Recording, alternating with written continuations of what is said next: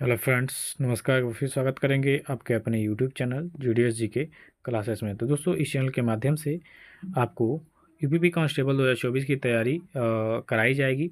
तो set number ये पहला है आपके हिस्ट्री से, जिसमें आप सिंधु सभ्यता के बारे में टॉप 50 क्वेश्चन को कवर करेंगे।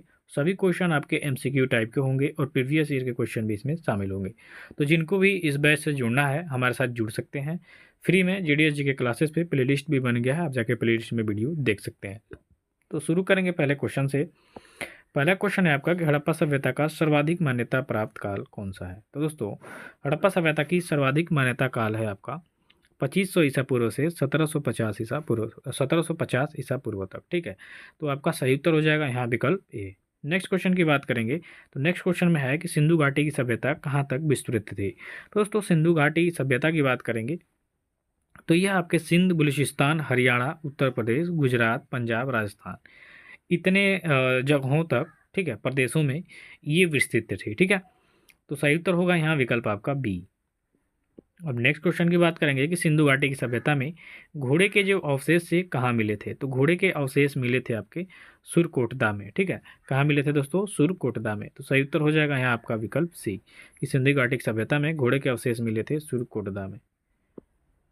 नेक्स्ट क्वेश्चन की बात करेंगे कि सिंधु घाटी स्थल कालीबंगा किस प्रदेश में स्थित है। तो कहीं कालीबंगन दिया रहता है, कहीं कालीबंगा दिया रहता है। ठीक है, तो यह स्थित है आपके राजस्थान राज्य में। सही उत्तर होगा यहाँ आपका विकल्प टी। अगला क्वेश्चन है कि निम्नलिखित में से किस पदार्थ का उपयोग हड़प्पा काल की मुहरों यानी मुद्राओं के निर्माण में मुख्य रूप से किया जाता था। तो बात करेंगे कि हड़प्पा सभ्यता में जो मुहरें बनाई जाती थी वो मिट्टी की होती थी, जिनमें सेलखड़ी का प्रयोग किया जाता था। तो सही उत्तर हो जाएगा यहाँ विकल्प आपका ए। अगला क्वेश्चन है कि हड़प्पा सभ्यता किस युग की थी। तो दोस्तों, हड़प्पा सभ्यता थी कांस्य युगीन सभ्यता। सही उत्तर हो जाएगा यहाँ आपका विकल्प बी, कि हड़प्पा सभ्यता आपकी कांस्य युगीन सभ्यता थी।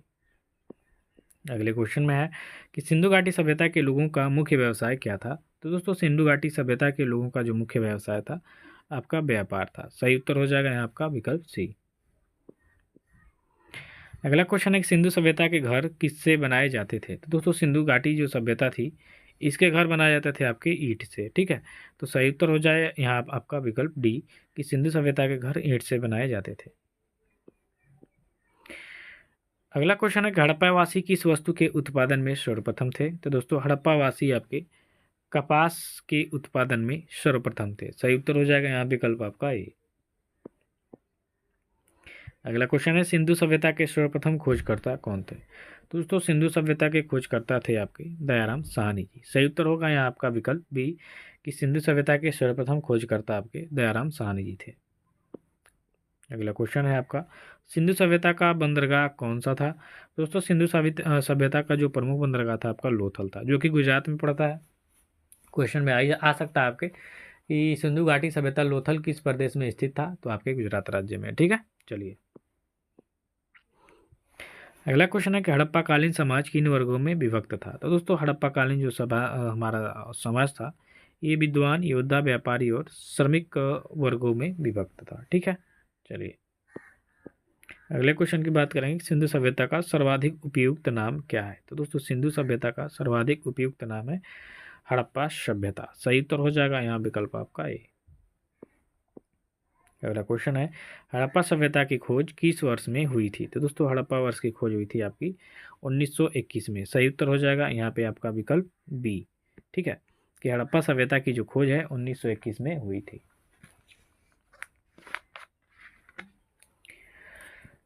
चलिए, दयाराम साहनी ने किया था, अभी जस्ट चर्चा की गई उनके ऊपर। नेक्स्ट क्वेश्चन है कि हड़प्पा सभ्यता के संपूर्ण क्षेत्र का आकार किस प्रकार का था।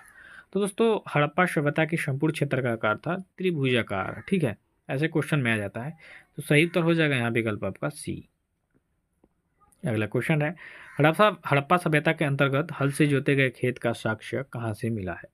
तो दोस्तों, हड़प्पा सभ्यता के अंतर्गत हल से जोते गए खेत का जो साक्ष्य मिला है वो आपके कालीबंगन से मिला है। तो सही उत्तर हो जाएगा यहाँ आपका विकल्प डी। अगला क्वेश्चन है कि सिंधु सभ्यता की ईंटों का अलंकरण किस स्थान से मिला है। दोस्तों, तो सिंधु सभ्यता की ईंटों का अलंकरण जो है ये आपके मिला है कालीबंगा से। कहाँ से मिला है दोस्तों? कालीबंगा से। सही उत्तर हो जाएगा यहाँ विकल्प ए। अगला क्वेश्चन मोहनजोदड़ो कहाँ पर स्थित है। मोहनजोदड़ो जो है आपके सिंध प्रांत में स्थित है। और इस पे फिल्म भी बनी है, ऋतिक रोशन मुख्य भूमिका में है, जाके देख सकते हैं, समझ में आएगा।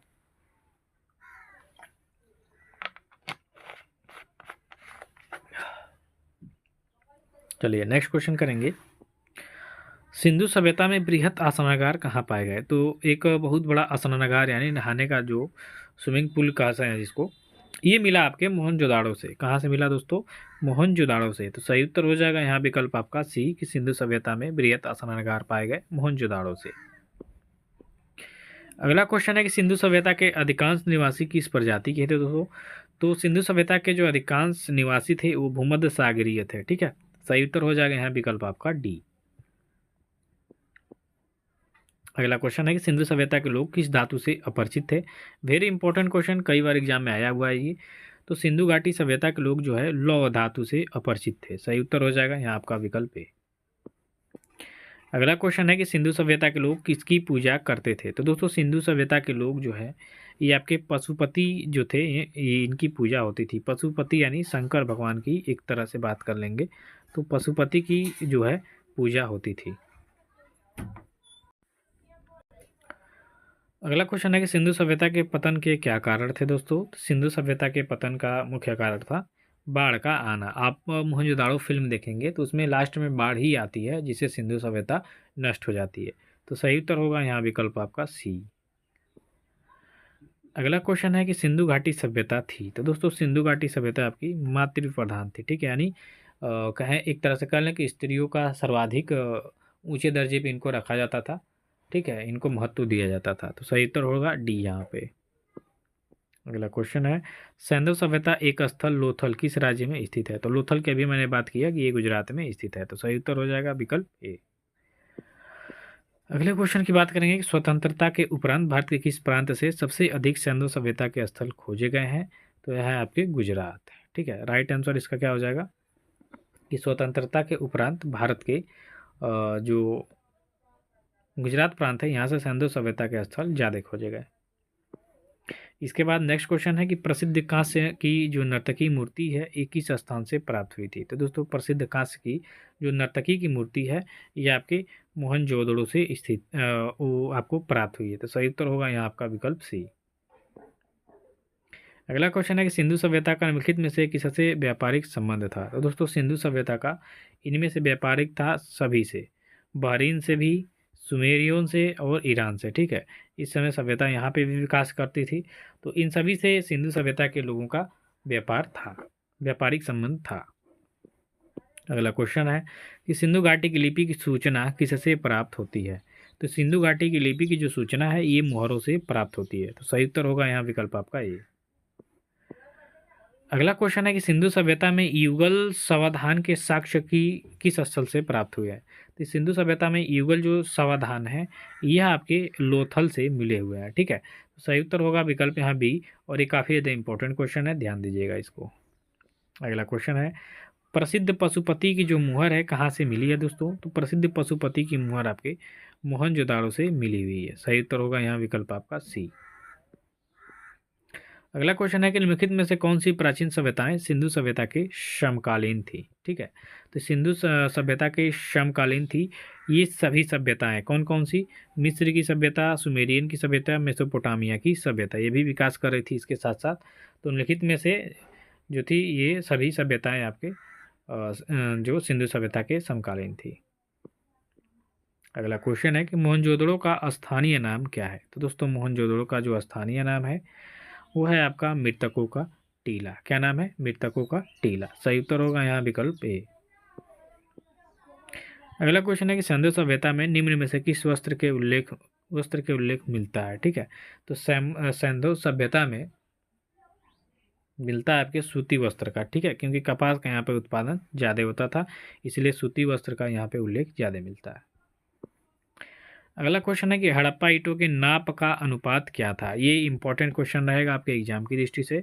तो सिंधु सभ्यता में जो ईंटों का माप था, ठीक है, वो था आपका 1:2:4।